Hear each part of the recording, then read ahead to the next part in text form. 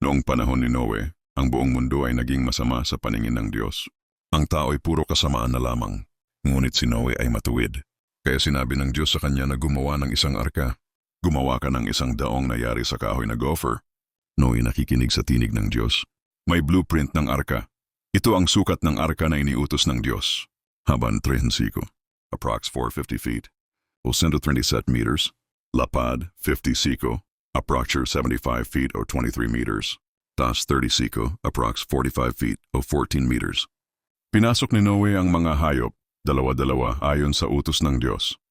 Hayop na pumasok sa arka, elephants, birds, lions, etc. Umulan ng 40 araw at 40 gabi. Ang mundo ay nalubog sa baha, at bumuhos ang ulan sa loob ng 40 araw at 40 gabi. Malakas na ulan, arka lumulutang sa tubig. Pagkatapos ng baha, nagpadala si Noe ng kalapati. Ang kalapati ay bumalik na may sanga ng olibo.